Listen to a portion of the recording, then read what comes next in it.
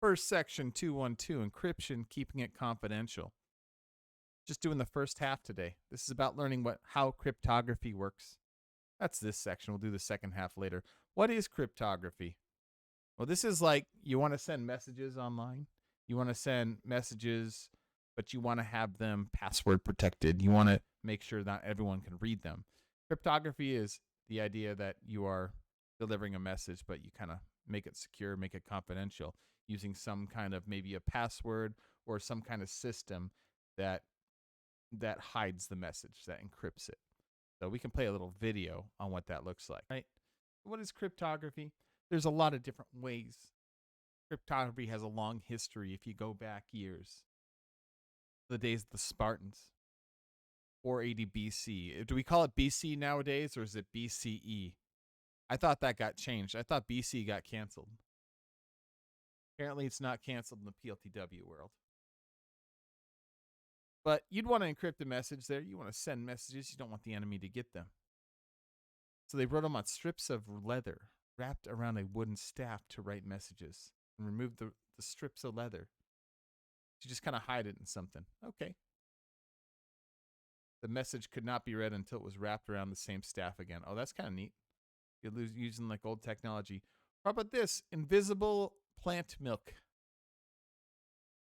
Plant milk. Milk comes from cows. Greeks developed invisible ink using plant milk. It dried, but when you had it dried clear, but when you used coal dust, you got to see it. It's like when you go to a mirror in a bathroom, you write a message in the mirror, but you don't see it till it fogs up. Caesar cipher, we're going to be doing these today. A Caesar cipher is where you shift every letter a certain amount. So like I think the typical way is 3 shifts. So E's become B's, D's become A's, C's would wrap around, become Z. So every letter is shifted a certain amount. Now, those are kind of neat. But the thing is that let's look at Caesar ciphers right now. In fact, we're going to do this activity in class.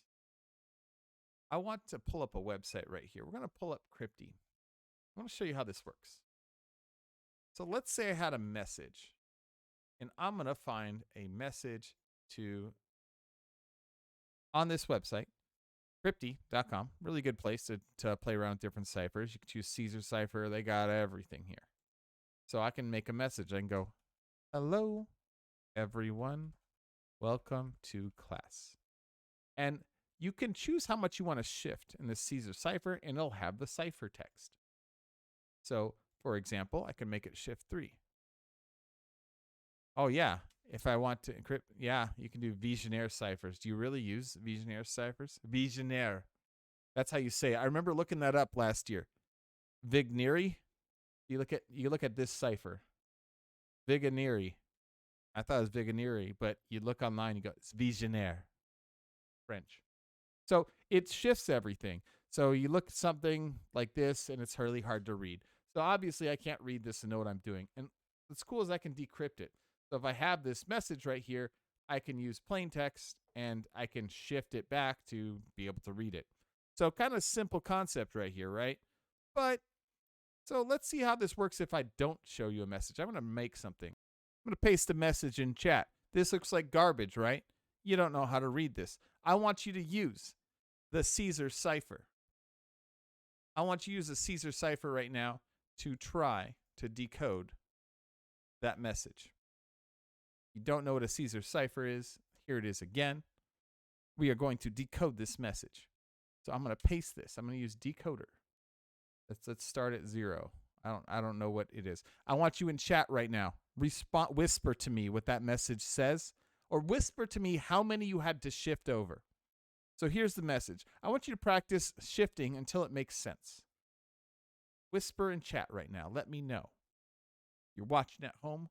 Why don't you go to Crypti and try to decode that message? Yeah, it might be kind of long to do.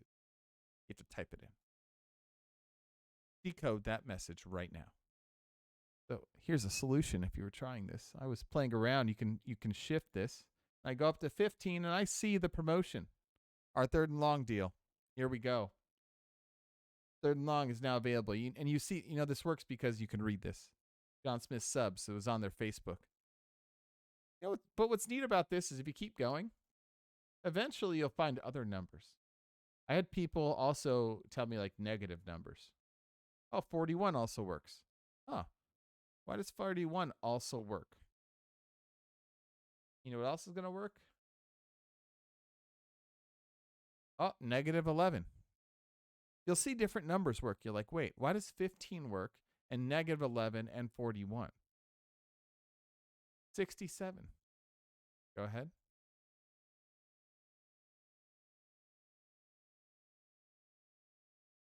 Yeah, there's only 26 letters. So it's like if you know your unit circle has 360 degrees and 0 degrees, the same thing as 360.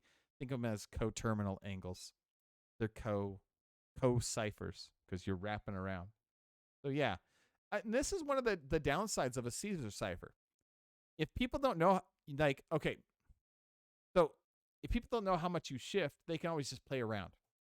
All right, so here's what I want you to do. Everyone has to do this. This is for participation. I want you in chat right now. I want you to create a message and encode it with the Caesar cipher. Any shift you want, and you're going to paste it in chat. It can be a question. As people paste these in chat, I want you to try to decode other people's messages and respond to them. Ask a question. Let's do it that way. Encode a question. And then as people post theirs, whisper them your response. I will encode a message myself.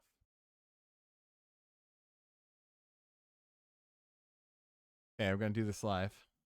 I'm recording for the video. Jeez, who knows? I hope these are appropriate. What is the meaning of life? The meaning of life is to go to John Smith's subs. No. Meaning of life is to be a YouTube influencer. I'm going to answer this question now. And let's see. Did I do this right? Yes, you did. Proud of you. Proud of you right here. I'm going to do this one. Proud of you. You know, I like, oh man, barbecue baked beans.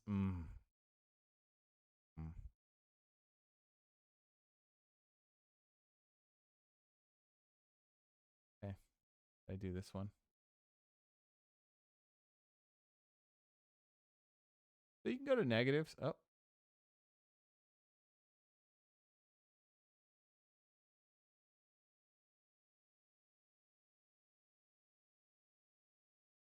That word's banned on Twitch.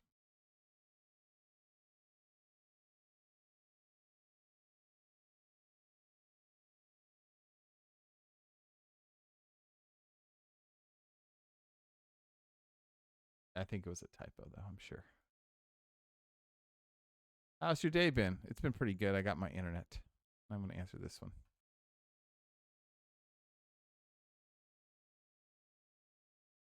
Oh, I saw Alex and I was like, oh, that's a word. And then nope. you might get bamboozled sometimes. Okay.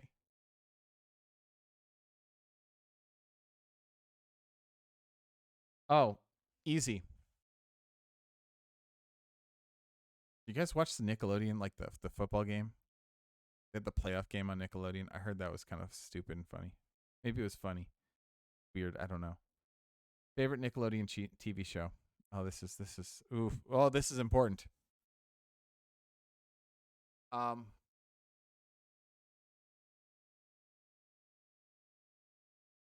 Doug. Easy.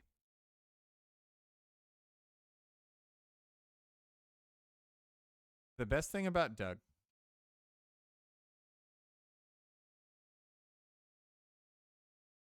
Probably get banned on YouTube for playing this in the background. Fine.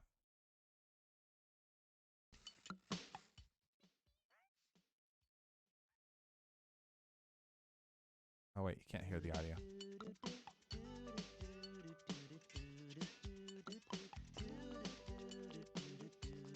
So I was in UCLA marching band. I guess.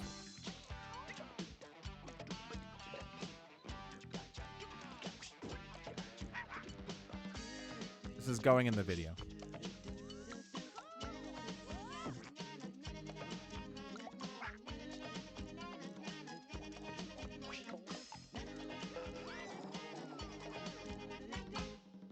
Thank you.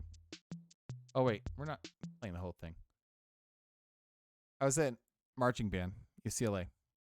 Someone composed this for the trombone section. And this was one of our theme songs, one of our years. And we would just play it all the time. To the point where people were probably annoyed, but it doesn't matter. Because each little section had their own things to play. What else? We did Mentos. Gosh. Okay. People did weird things. The tuba section played an Afro Man song. It's really funny. Thank you. I'm going to do this one too. All right. This one looks long. Wait. Oh. Banner, which I intend to skip, but begin summoning singles. I went with first gems, then I put another gems. Good luck. Team in. Lodius is so good at attacks. I don't even know what this is, but it's great. So that's how you do a Caesar cipher, folks. Thank you for participating on this. I mean, one thing you might, get is like, okay, it looks, if you look in our chat right now, it looks like a bunch of garbage messages, but it was kind of pretty easy to decipher these and like break the code, right? So Caesar ciphers, while it looks really good, these don't really, they're easy to break. Even if you don't know what the shift is, there's only like 25 possibilities, right? So we have different types of ciphers. You could just do random letters and substitute them, right? Let's just not make a pattern. Let's just pick random letters and then tell the person, give the person that we're doing the message to like the code and what they translate to. But, you can do symbols in here. But one of the problems is if you do random letters, we can start getting into letter frequency. If you know like the E, if a certain letter, it's all jumbled up, but like the letter X appears a lot. Well, which letter appears the most in the alphabet? Like if you read a book, the letter that appears the most by far is the letter E. So if the letter X is the letter, they do an analysis, you make a chart of how many times each letter pops up, and you see the letter X appears the most, that X is probably going to be an E. So you can use that information to figure out the rest of the letters. You just kind of look at what letters appear the most, and we're going to do this activity later. There's different discs and different, so you might go, okay, well, let's not do random. We can come up with other patterns, the Vigenère ciphers, and so on. We're going to do some of these in class. And things start doing symbols. They start getting more complicated. There's a big history to this. I want to play a little video to go over the history of cryptography for you all. I thought this one was good. And how this is advanced, especially looking at the internet. So watch. I mean, it's crazy how like with computers, like it becomes a very different way to break break algorithms. It's not so much just looking at analyzing the letters and stuff, but it ends up being analyzing how the hardware works and how electronic signals work. All right. So we did a Caesar cipher in class. One other thing I want to practice, I'm skipping how this goes. I want to look at this frequency table. So this is a nice diagram on how the frequency works. So A is the most popular. Second most popular would be T, then A, then so on. I want to go to a different website. So you're going to be decrypting a message. And I am going to paste a message. I'm going to paste something in chat. We're going to go... we're going to be doing this frequency analysis. We're going to actually go to Codeorg because they do this the best. So I'm not going to mess around with this. And yes, let me paste this in chat right now too. So everyone go here. This place does it really well. There's another one I like. That is online. It's a really good to look at analysis and activity for this for subbing things in. But apparently it doesn't work on our Chromebooks because our school has blocked it on the school Chromebooks. Why? I don't know. It doesn't. It's this.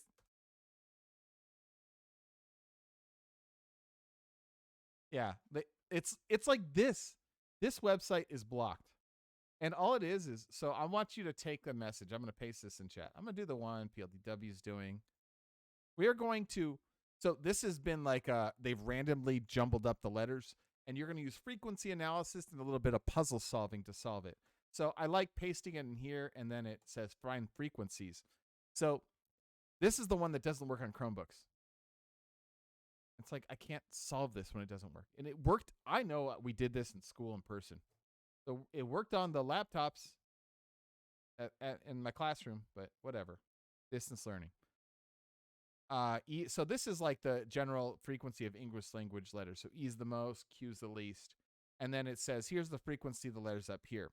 So you would think that, E appears the most and Y appears the most up here. So I'm going to say that's E.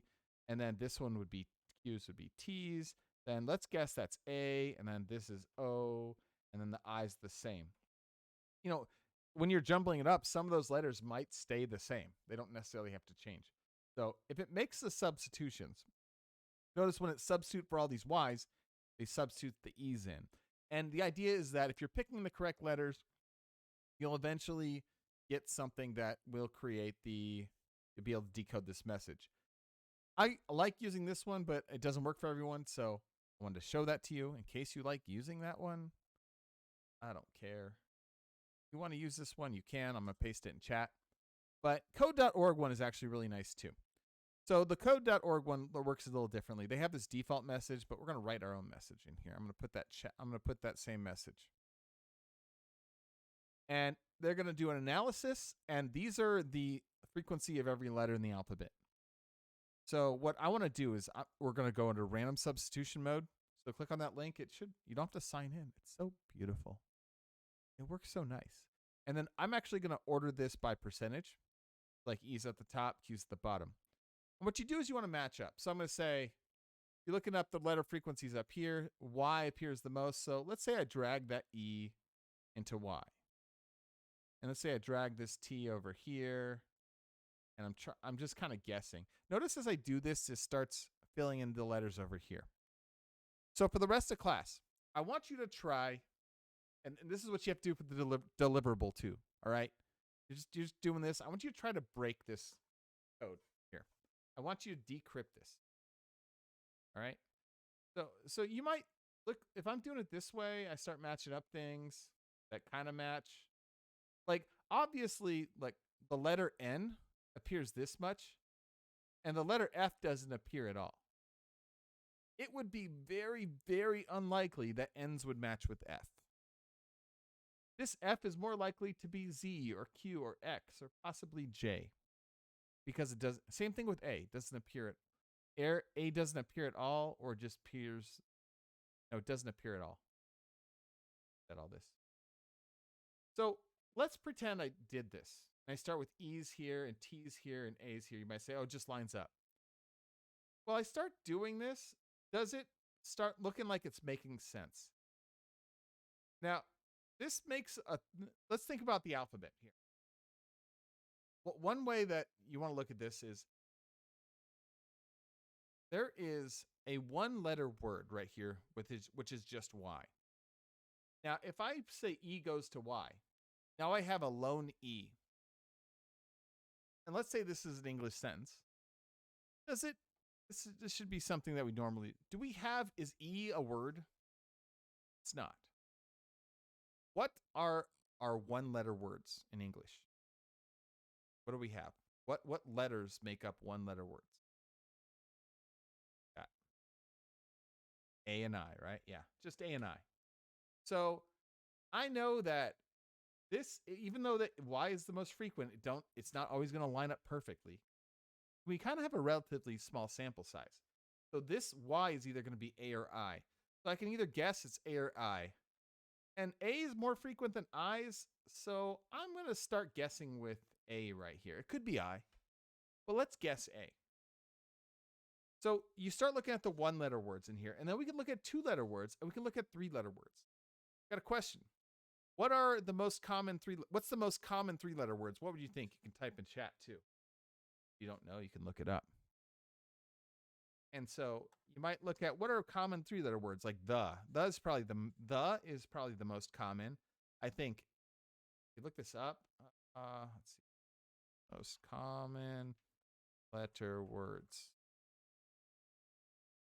The and for are but not. So the and for are probably your top 3. The and are probably the really top 2, right? So if I have so you start looking at things like, where's my 3-letter words? Especially like a 3-letter word that appears a lot, right? So usually you'll see the appear a lot. So if you see a 3-letter word appear a lot, I usually guess that it's going to be the. I see a 3-letter word such as AOI, and the KJU, RHM. So, this is AOI. So I might use that and say, A, that's probably either and or are. So use those things and try. Right now you're trying to decode this, right? Play around with things. Let's see how far you can get. So I'm not going to do it. I'm going to let you guys try it. How far you can get and start playing with things. And as you uncover things, it might help you uncover other words. Other things that can help you out. When you have double letters next to each other, like this SS and SS, that might be a thing. Or like you might say AOI is ARE. So maybe I try R goes to the O's and E goes to the I's. Now, R going to the O, okay, that kind of matches. This doesn't really match, but let's see. If that's R, does this work? I don't know if this is going to work, folks. I might have to backtrack.